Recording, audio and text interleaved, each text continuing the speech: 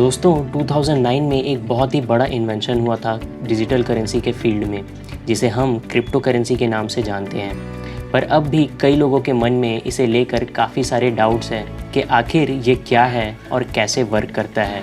तो आज के इस वीडियो में हम इन्हीं सब सवालों के जवाब ढूंढेंगे। मैं हूं Shubham Gupta and you guys are watching the trending take.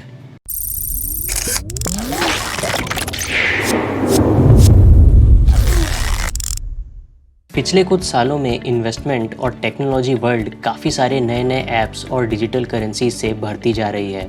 पर एक टेक्नोलॉजी जिसने सालों से लोगों का ध्यान अपनी ओर आकर्षित किया हुआ है वो है बिटकॉइन, जिसे सबसे पहला क्रिप्टो करेंसी कहा जाता है।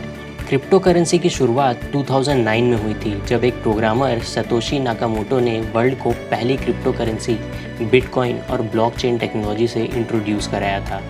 तो आइए जानते हैं कि क्रिप्टो करेंसी क्या है और कैसे वर्क करती है। क्रिप्टो करेंसी असल में एक डिजिटल एसेट है, या यूं कहें कि डिजिटल कॉइन है, जिसे मीडियम ऑफ एक्सचेंज की तरह यूज़ किया जाता है। इसका कोई फिजिकल एग्जिस्टेंस नहीं होता और ना ही इसे कोई सेंट्रल अथॉरिटी इशू करती है। इन्हें डिसेंट्रलाइज तरीके से ऑपरेट किया जाता है और इसकी यूनिट एक प्रोसेस के थ्रू क्रिएट की जाती है, जिसे माइनिंग कहा जाता है।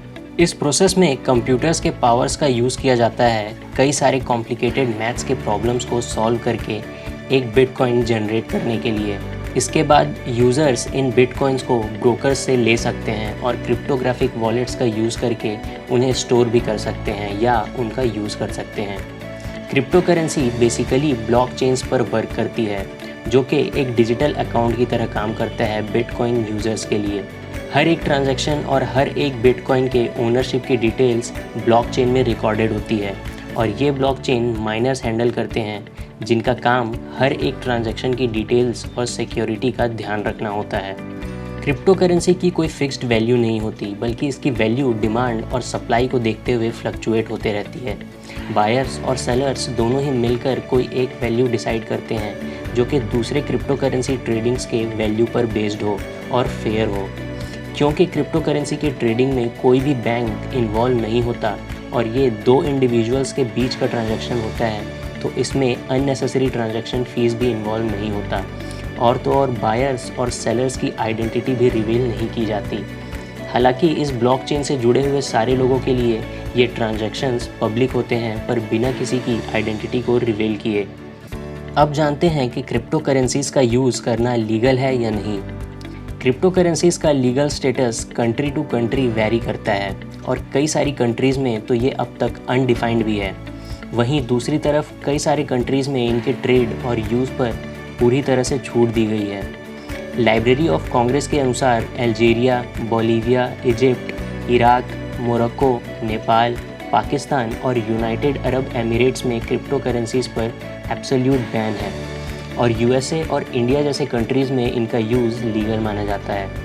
क्रिप्टो करेंसी को ख़ास तौर पर इसलिए भी जाना जाता है क्योंकि इसमें किया गया इन्वेस्टमेंट रातों रात बहुत बड़े अमाउंट में कन्वर्ट हो जाता है और यही चीज़ कई नए इन्वेस्टर्स को अट्रैक्ट भी करती है।